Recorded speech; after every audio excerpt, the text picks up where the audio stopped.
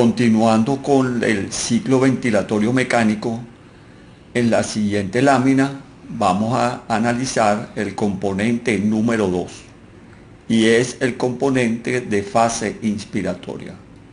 En él vamos a analizar cómo es el flujo inspiratorio durante la fase inspiratoria, qué se entiende por pausa inspiratoria, cómo es la relación inspiración-expiración y cómo limitamos algunas variables durante el ciclo inspiratorio.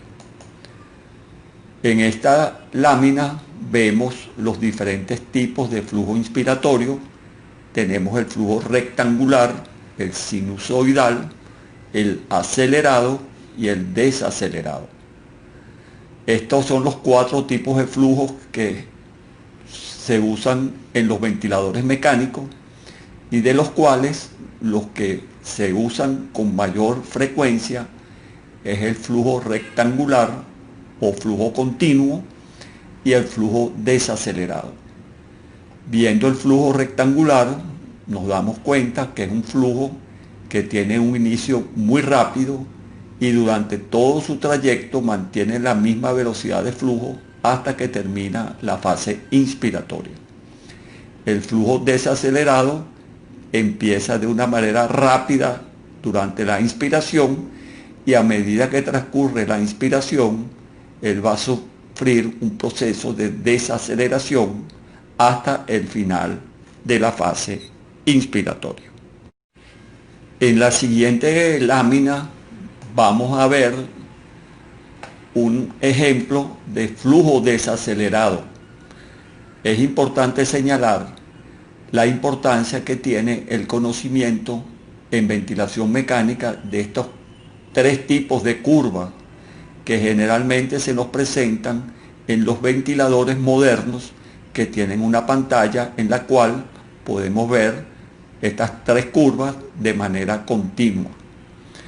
Una curva nos refleja el flujo inspiratorio, otra curva nos refleja la presión inspiratoria y la otra curva nos refleja el volumen inspiratorio.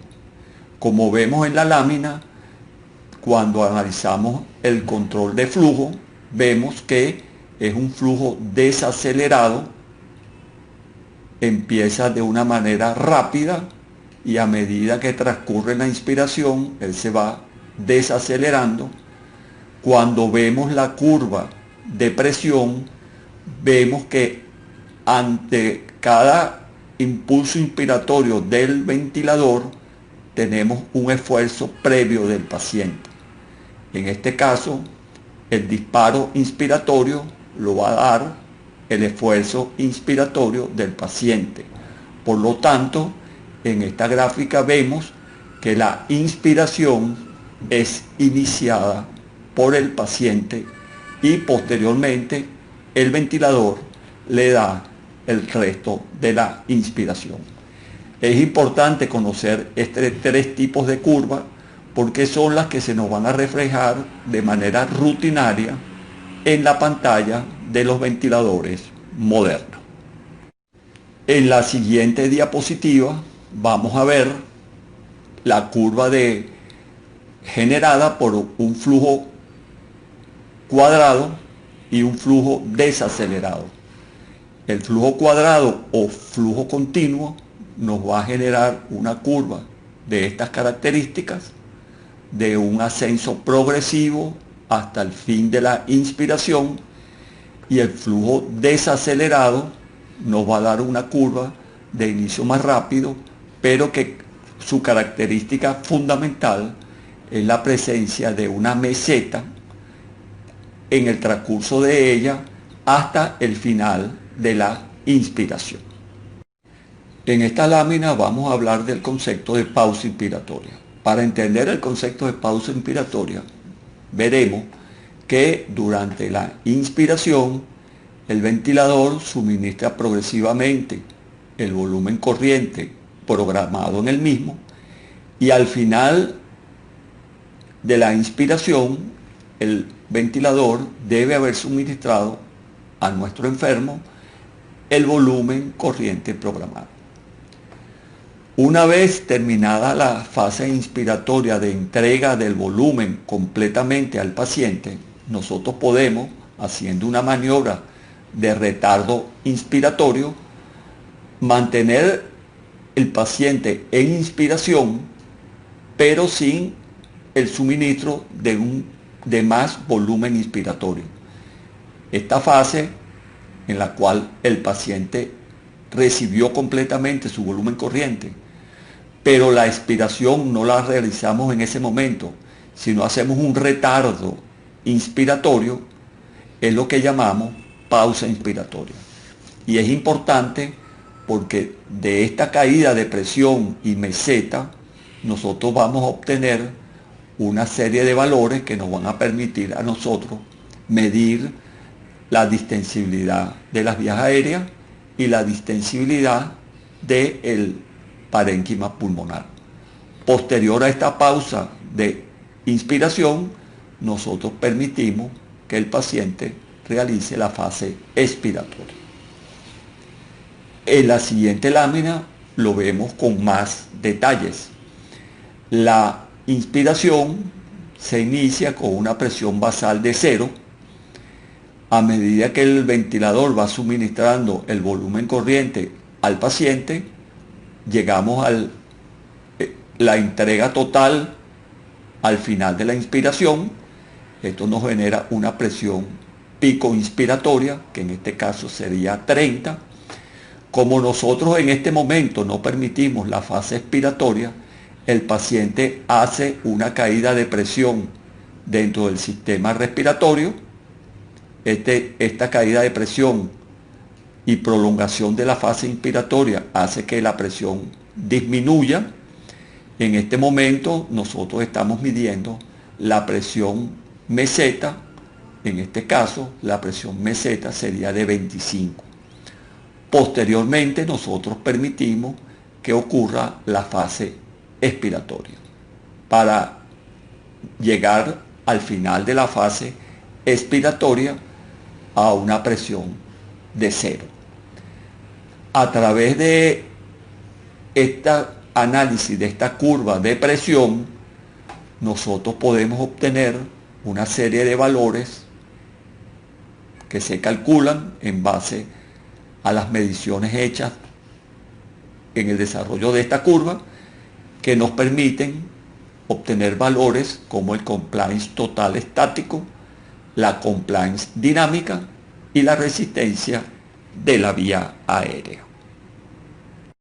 En la siguiente lámina vamos a ver un ventilador mecánico con sus 3 curvas, la curva de presión, la curva de flujo y la curva de volumen. Si vemos la curva de presión, vemos que tiene un inicio progresivo en ascenso hasta llegar a un máximo inspiratorio de presión. Aquí ubicaríamos la presión pico inspiratoria y posteriormente vendrá la fase expiratoria. Lo mismo podríamos observar en la curva de flujo: inicio de inspiración, final de inspiración e inicio de la fase expiratoria.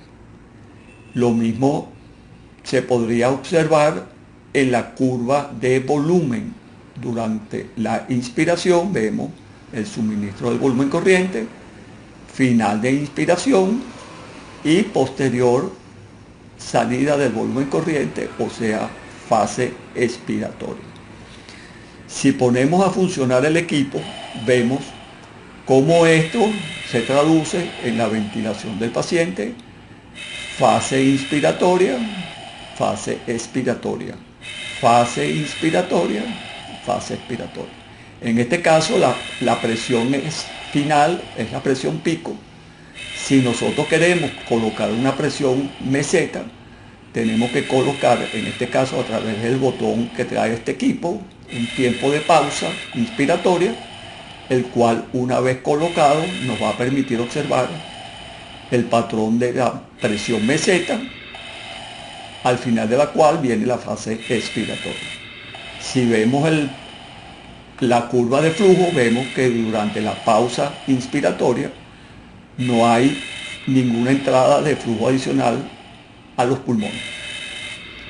Repito, esta es la forma como debemos aprender a observar las curvas que se nos presentan en los ventiladores.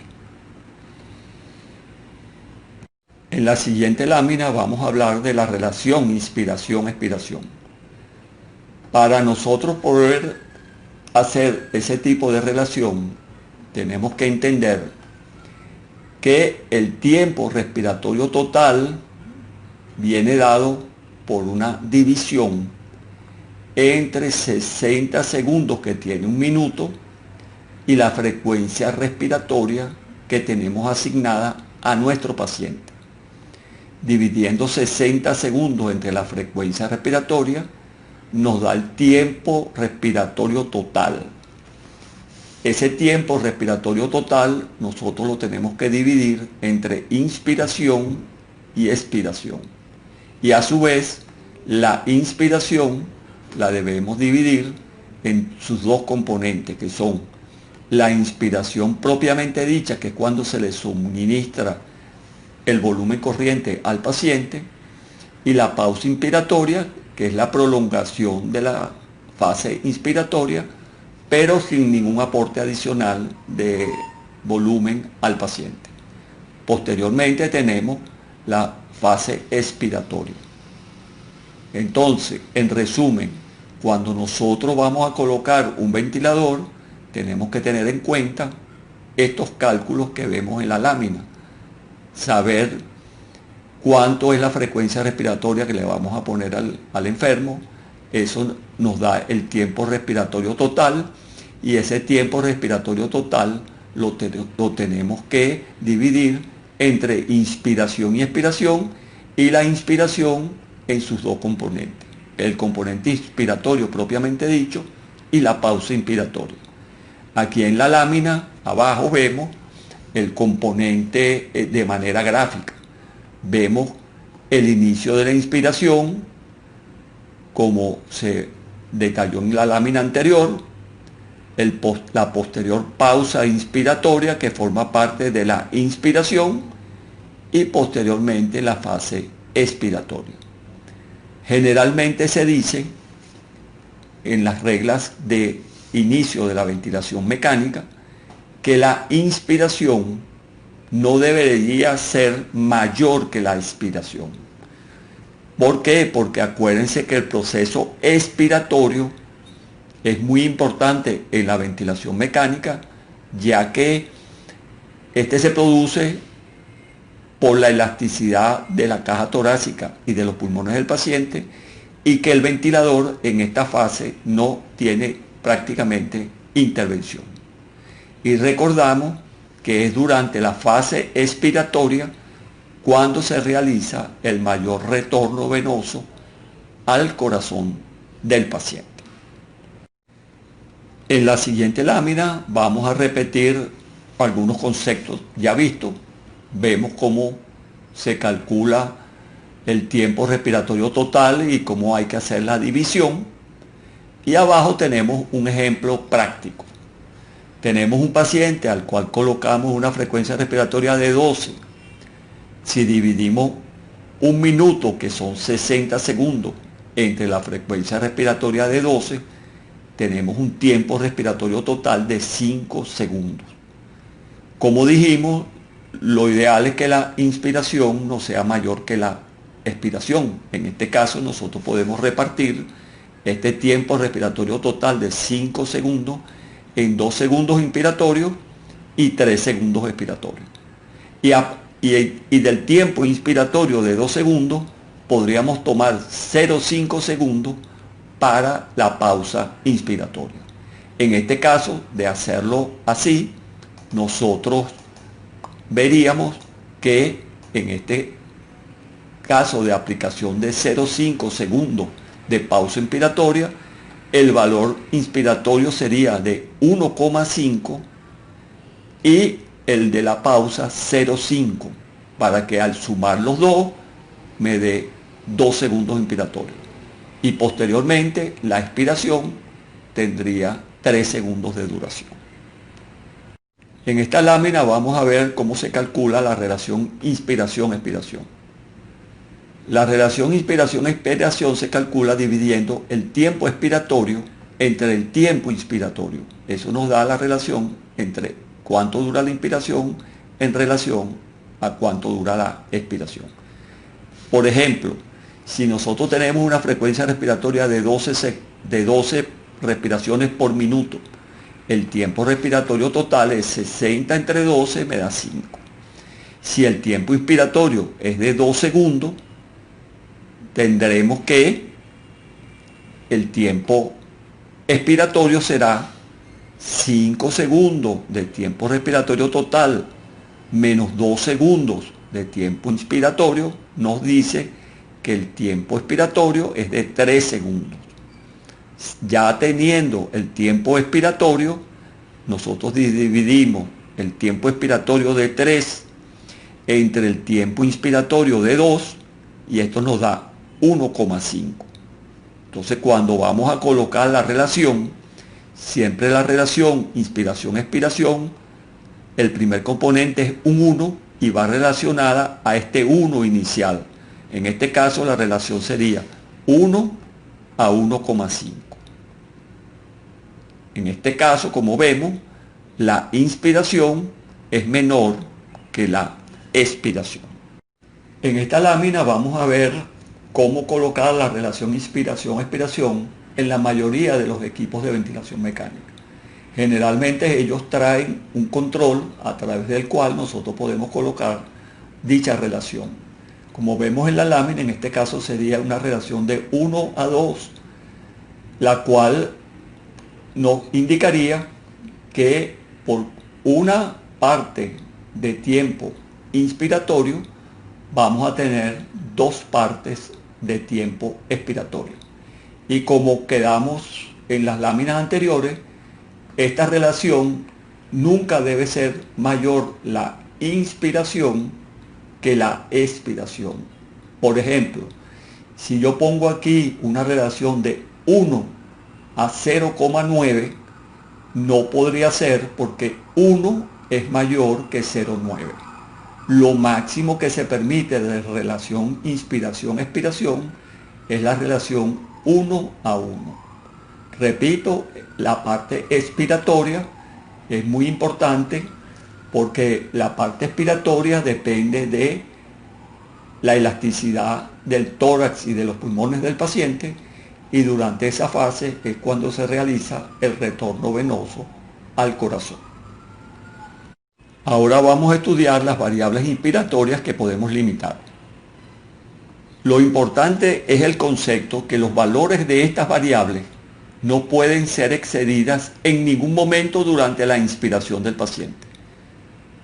O sea que si nosotros hacemos una variable limitada durante la fase inspiratoria, eso significa que esa variable no puede sobrepasar sus valores que se le han puesto en ningún momento de la fase inspiratoria. Las dos variables que más se limitan en la fase inspiratoria son la variable de presión y la variable de volumen.